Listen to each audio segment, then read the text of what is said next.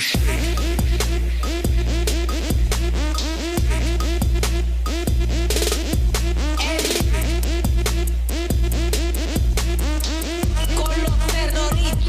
it's Chris Wilhelm and welcome to my weekly video blog. Well, the news came in today. February ADP estimates for payroll increased 198,000. Remember, February is the shortest month of the year, which, in case you didn't know, you do know now. So here's the number. It increased $198,000, 198,000. Here's the breakdown. Small companies had an increase in payroll of 77,000, medium companies 65,000, and large companies 57,000. So as you look inside those numbers, you can see the private sector, which is the small company, are really starting to hire. So in a nutshell, the economy is clearly kicking into a higher gear as the private sector firms look like they are starting to ramp up for hiring.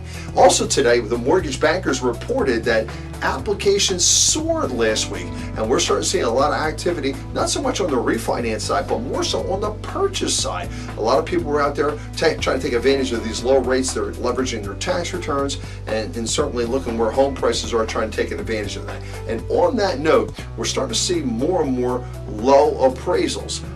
If you go back 20 months ago where we had a declining market and most of the market was short sales and foreclosures, and then we kind of like leveled out. Now we're starting to see with the lack of inventory and really short sales and foreclosures still dominating the market, it's getting tough for appraisers to find comps to really support their higher value, and buyers are willing to, in this case, go above and beyond the list price. So it's some great activity out there. But obviously, if you're listing a property, be prepared. Make sure you have those comps out there. But we're doing our best. I know our appraisal staff is doing the absolute best they can to make that work. But it's some exciting information as far as what's happening with the economy.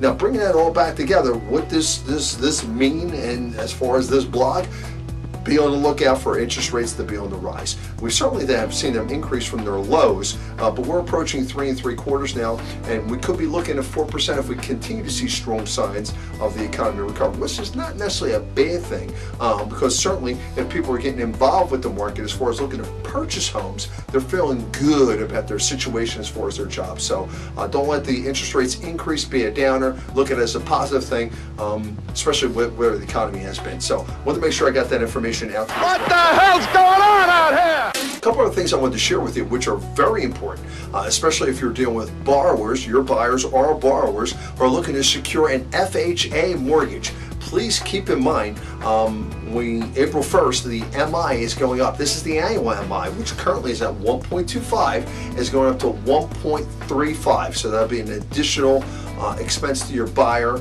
as far as their qualifications and what they carry per month. But the more important of the two is that in June, specifically June 3rd, is when the MIP, that being the annual, that's what you pay monthly, which I just shared with you is going up to 1.35, will be on the loan for the life. Right now, it's treated just like a conventional loan. Once you reach sufficient equity, it drops off.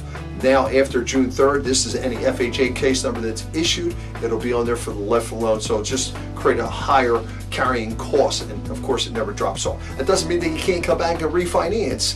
It just will not drop off as far as that goes. So a lot of stuff happening. Haven't talked to you guys in a while, so hopefully everything's going well with you. And as always, we appreciate your support and your business, and we'll try and keep you informed what's going on with the market. A couple takes police on a wild ride through 2 states, allegedly stealing not 1 but 2 police cruisers, injuring a Camden police officer, nearly hitting a pedestrian, and slamming into several vehicles along the way. They raced through the streets of Philadelphia as eyewitnesses watched in shock. Welcome back. I don't know if you got a chance to see today's Philadelphia Daily News, that being Wednesday, March 6th. The headline read, 2 boobs. And here's what these 2 boobs did. The names are Shayna Skikes and her fiance, Blake Bills. Apparently on Tuesday morning, they were driving through Camden and they noticed a police officer had pulled over, obviously a motor vehicle, and that car was unattended. So they decided to park their car and steal the Camden police car. And they went on a feverish, high-speed chase all the way up through Pensacola and Maple Shade,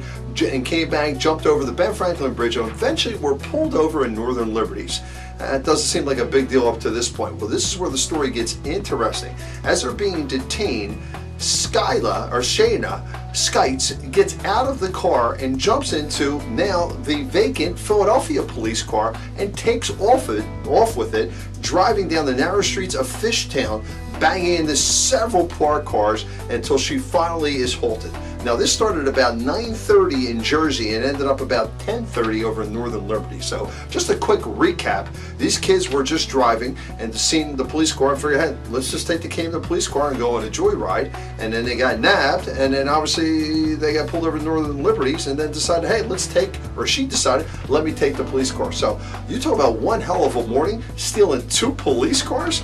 Well, we all have kids, or most of us have kids, and we all dread our kids doing something stupid.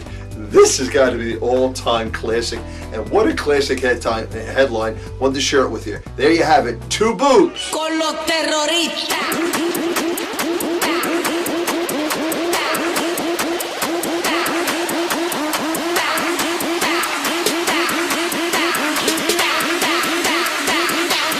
Do the Harlem.